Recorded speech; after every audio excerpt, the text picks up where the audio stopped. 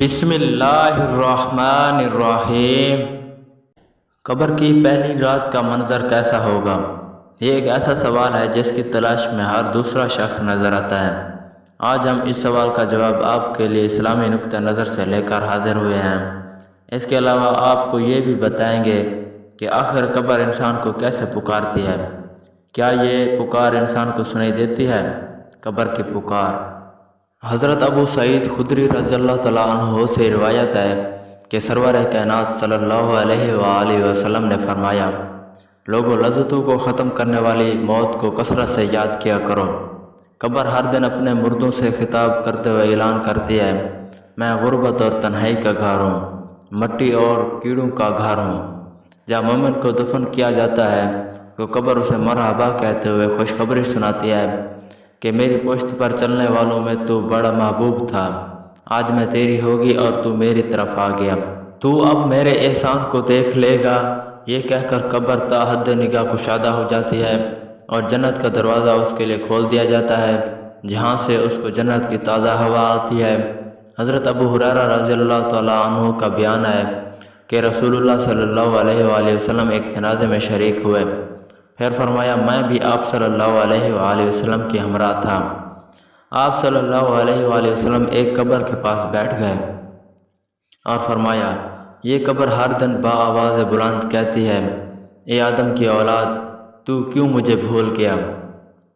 کیا تجھے یہ معلوم نہیں کہ میں تنہائی کا گھر، غربت کا گھر و وحشت کا گھر، کیڑوں مکوڑوں کا گھر ہوں، میں بہت تنگ گھر ہوں، مگر اللہ جس کے لیے کشادگی کا حکم فرمائے گا اس کے لیے کشادہ ہو جاؤں گی۔ اس کے بعد آپ صلی اللہ علیہ وآلہ وسلم نے فرمایا، اے قبر، تو یا تو جنت کا چمن ہے یا پھر آگ کا ایک تنور۔ حضرت ابو حجاج رضی اللہ تعالیٰ عنہ سے روایت ہے کہ رحمت عالم صلی اللہ علیہ وآلہ وسلم نے فرمایا، مردہ جب قبر میں رکھا جاتا ہے تو قبر اس کو کہتی ہے، اے ابن آدم، تو ہلاک ہوا، تجھے کس چیز نے مجھ سے دھوکے میں رکھا؟ کیا تجھے معلوم نہ تھا کہ میں فتنہ، تاریکی اور کیڑوں مکوڑوں کا گھر ہوں؟ تجھے کس چیز نے مجھ سے بہکا کر نڈر کر دیا اور تو میری پشت پر خوب اکڑ کر چلتا تھا؟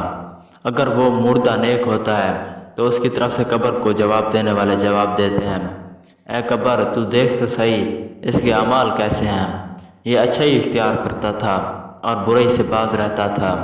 یہ سن کر قبر کہتی ہے، بے شک یہ نیک تھا، اب میں اس کے لیے سرسبز ہو جاتی ہوں۔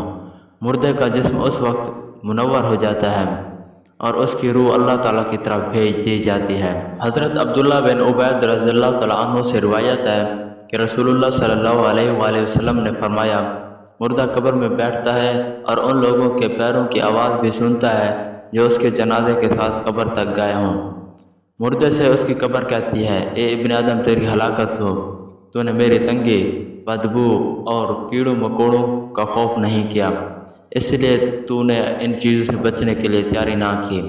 بعد اعمال مردے سے قبر کہتی ہے، تجھے میری تاریکی، میری وحشت، میری تنہائی اور تنگی اور میرا غم یاد نہیں رہا؟ اس کے بعد قبر اس کو جکڑ دیتی ہے، جس کے بعد اس کی پسلیوں کی ہڈیاں ایک دوسرے میں پیوست ہو جاتی ہیں، جبکہ نیک بندے کے لیے قبر کشادہ کر دی جاتی ہے اور اس کے دائیں ایک کھڑکی کھول دی جاتی ہے جہاں سے اس کو جنت کی ہوا آتی ہے۔ اللہ پاک ہم سب کو قبر کے عذاب سے بچائے اور ہم کو نیک اعمال کرنے کی توفیق عطا فرمائے، آمین یا رب العالمین۔